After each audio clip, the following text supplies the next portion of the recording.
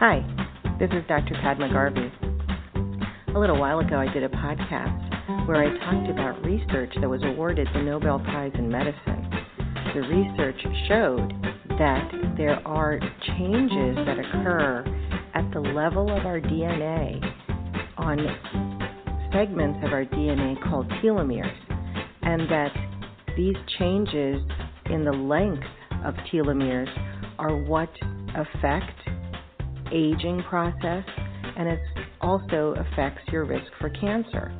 And the researchers showed that healthy eating habits and stress reduction can help slow down the aging process and can help prevent cancer. So I thought it'd be great to talk to my yoga instructor so that she can educate us on yoga and the benefits of yoga, and hopefully encourage some of us out there who may not have tried yoga to give it a go. Tell us a little bit about yourself and how long you've been doing yoga and what got you started. Sure. So as you know, my name is Tara Gilman. I'm a yoga instructor and have been for 2 years now since I've graduated my 200-hour teacher training. And, I've been asked this question before, what got me started and how long I've been doing yoga. And there's no direct answer that I can come up with because I started looking back on how long I've been doing yoga, and I am a former competitive gymnast. So I started practicing gymnastics at the age of 4. So if I really went back and dug deep into it, some of the asanas that we do in yoga were part of my gymnastics program. Yeah, there's a lot of similarities. Sure. There's the back bends, there's the balancing, there's, the focus, the drishti. So a lot of what I teach to now in our yoga practice is a lot similar to what I was doing at the age of 4 in gymnastics, but it was just called something different. So, so I always think back on this question, and if I really were to dig deep, I guess you could say that I started practice at the age of 4. It's just that it was called something else. So when did you pursue actually getting teacher training and certified and things like that in yoga? Sure. So along my life, I practiced actual yoga practice, in and out for a very long time. And about 5 years ago is when I actually really dove into yoga, practicing, 4 or 5 times a week. I had a lot of different things going on in my life. I was trying to detach from a lot of unhealthy habits and really just trying to change my lifestyle as a whole. Mm-hmm. So about 5 years ago, I was really serious about yoga practice and yoga study and the disciplines that come along with it. And then what happened as far as teacher training is I, worked in a large corporation for 18 years of my life. It was the only thing that I knew, and my position was eliminated. So, I actually took that opportunity at that point in my life to let go of that company that I had worked for so long, and I took a year off and did my 200-hour teacher training for yoga, which was literally changing my life at that time. So there was no better time to just do all of this as I was letting go of this only thing that I knew and, just being fearless and diving into this 200-hour teacher training and becoming a yoga instructor because I knew what the practice was doing for me. Right. So I was more than willing to see if I could actually teach and possibly change somebody else's life. Now, go ahead. Was it Baptiste yoga? Because I know that at the studio, Firefly Studio, they practice Baptiste yoga. Was that what you originally got certified in? No. So I was originally certified in, I did Bhakti study with my teachers Sandra Loring and Raghunath Kapo. And Bhakti is more of a devotional study. We studied a lot of the stories of the Bhagavad Gita. We studied all 8 limbs of yoga like you would in any 200-hour teacher training. But there is more kirtan and chanting, a ton of meditation. And what I learned to teach was vinyasa. So more of a fluid flow, and we call vinyasa through a lot of different types of yoga. So it's really just linking breath to movement. Except in my 200-hour teacher training, there wasn't a specific sequencing like what I teach at Firefly through the Baptiste mythology. Okay. So there's a little bit more variation, which I still love to teach up to today, which is fun. You can be creative with it.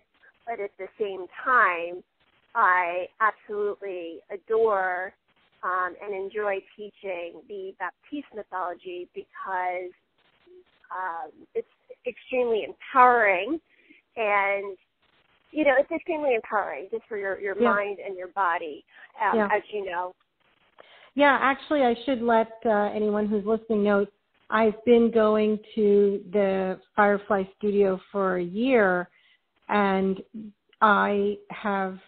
it's amazing like what changes I see in my own stress level and strength level.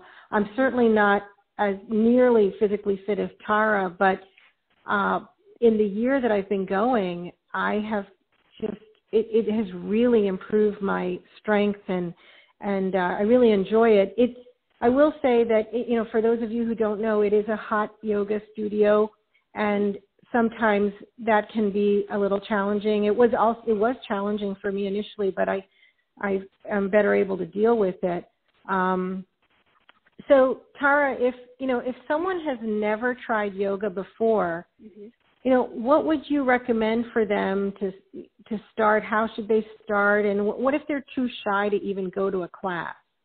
Sure. So if they're willing to try a class, I would definitely recommend a gentle or restorative yin class, which, gentle is, going a lot slower in a non-heated space if the heat is intimidating to them. So gentle yoga is also a great place to start. Restorative or yin is also a great place to start because you're in the poses a lot longer, and there's a lot of prop use in these two different practices. So you get deeper into the connective tissue, and you hang with these poses for about 2 to 10 minutes.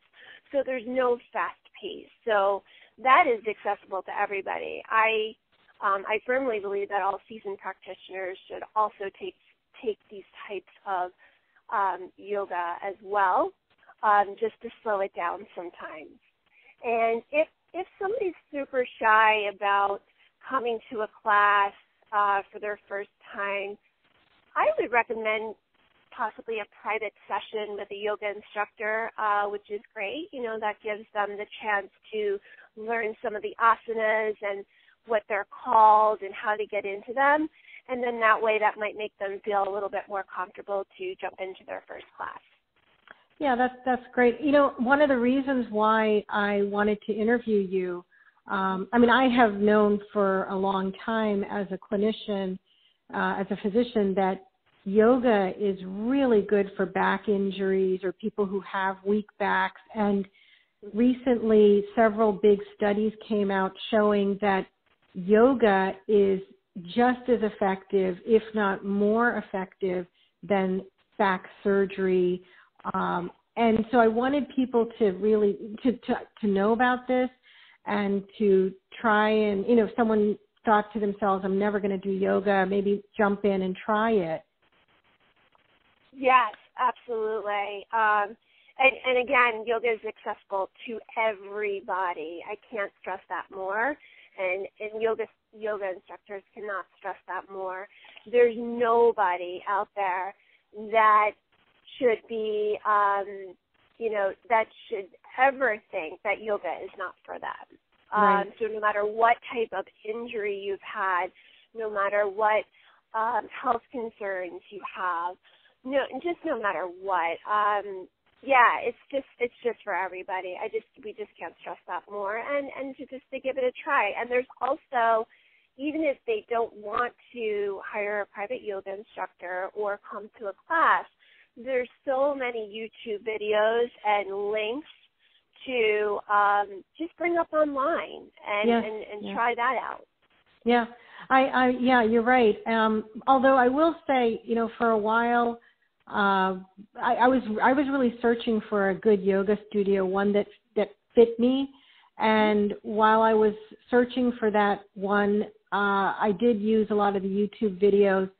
But I will say there is nothing like getting an actual live human being instructor show you what you're doing wrong, because the YouTube videos are great, and I agree they're great, and I did use them for a while, but I did get a lot more when I actually started going to the studio. Great. Yeah. Yeah, definitely. And to have a teacher in front of you observing where you are in your body, not only what you're doing wrong, Padma, but what you're doing right. Right. So, and in the Baptiste mythology, which is, what I'm teaching today, is we speak to a lot of alignment. So, you being a doctor may understand or feel it a little bit more right away than somebody else would if we, happen to call out thoracic spine draws in, Right. But, speaking to these alignment cues has really, I've known students come up to us all the time, and something just sits better with them. They'll come out of class, and they'll come out of a warrior two pose, and with the alignment cues that we've given them, it's changed their warrior two that they may have been doing for 10 years. Right. Or any type of asana. So, we can have seasoned practitioners practicing for a long time all of these same poses, but the way that we speak to it can completely change the practice. They can stay in it longer, therefore creating more strength and, and practice of breath and all of that. So, right. Yeah. So, I definitely, even from on my own personal experience, I can attest that to the yoga's ability to improve your back strength and your arm strength and stamina. But one of the things that I found personally, which I don't know why I was surprised by it, but the connection, how powerful the connection between breathing and stress reduction, and how doing the yoga on a regular basis, you can't help it, but it does start to help you deal with stress during the day.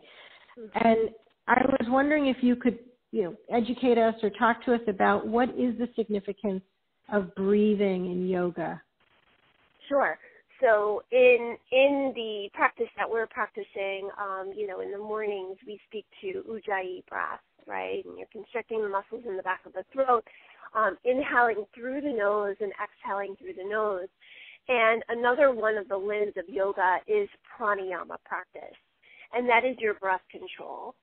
So you have control over your own breath. Your breath should not have control over you, and that's a pretty powerful thing. Having your breath under control as you're moving through these asanas, linking your breath to your movement is where part of the meditation comes in. Right. Your awareness of your entire body, your entire being, where your head is at, that's all linked to your breath and your movement. If you're just concentrating on breath and movement, you're letting go of all of that other stuff outside, all of those external distractions, which is where your, more peaceful mind comes in. It's part of the meditation. And as Swami Shivananda said, a yogi measures the span of life by the number of breaths not by the number of years. So it's said that if you breathe 15 times per minute, you will live 75 to 80 years. If you breathe 10 times per minute, you will live to be 100. So the speed dictates the length of your life, and I absolutely love that because we are able to slow it down. Right. And we might not be aware of it at that moment because in this world we're so fast-paced, and our practice and our movement and our walking and just our pace is just so fast. When we get on our mat, we have a chance to slow all of that down, and we have that control to do so. Right. So how would you say, if you could speak a little personally, how does the practice of yoga help you during the rest of your day? The practice of yoga first thing in the morning, which I believe is the most powerful, the morning practice is, I love teaching 6 a.m., but I also love practicing that early. I think it's the most sacred time of day. Everything is brand new. You're just waking up. They're called sun salutations for a reason because you are saluting the sun. And it just really sets the tone for the entire day. There's not so many external distractions going on that early in the morning, or at least I hope so. But you're beginning with a calm, clear perspective. Right. And, by doing that, by just beginning in that way and not jumping up and jumping into your day right away, but coming into your meditation and your practice and your breath, I mean, that really is, just opening up the space and clearing for what's ahead. Right. For those of you who don't know, I take Tara's 6 a.m. yoga class Tuesdays and Thursdays as often as I can. If I'm not there, it's either snowing or I'm on vacation, because I do feel so. It is powerful, and if you had asked me, 20, 30 years ago, if I thought yoga was beneficial for stress reduction, at that point in my life, I would have said, I don't think I would have been so enthusiastic, mostly because of, lack of experience and immaturity or whatever. But I do absolutely feel like it just makes me just operate better and slower, and I can feel it in my day-to-day also. That's just it. It's slower. You just start out slower. So is there anything else, Tara, you'd like to just tell us about as far as yoga and what you think is important to know? I just believe that yoga is, it's not just jumping on your mat and then, getting into the studio. It's not about building, strong arms through your chaturanga or your warrior twos or what have you. All of that is great, and that happens. Yoga is a way of life, and that's just it. Yoga is a discipline. There's 8 different elements to it, and we forget about that. And that's okay. For people that want to come into the studio and do a strong practice and leave, they're still coming out better than when they walked in. Right. For me, I've just taken it to a whole new perspective because it has changed my life. It's allowed me to detach from unhealthy habits, unhealthy thoughts, or, external distractions that were really getting in my way earlier on in life. And the thing about yoga is that you just don't ever stop learning about yoga. You cannot know everything about this practice and about these disciplines. And, I just wake up every day and I start all over and I take it day by day. And you know what? The past 5 years that I've been really living it have been life-changer for me. Oh, that's wonderful. I recommend it to everybody. Yes, and I have to say, you, along with all the instructors at Firefly Yoga, you're great. You really have helped me, and I appreciate that. So I thank you for talking to us about yoga, and I hope it encourages people out there to give it a try. Thank you, Padma, for this opportunity, and I hope to see you tomorrow morning for practice. Oh, yes. All right, Tara. Thanks a lot. Namaste. Namaste. Bye. I hope you found the podcast interesting and informative, and I hope it's encouraged some of you out there who've never tried yoga to give it a go. Thanks for listening, and as always, the music for my podcast is provided by bensound.com.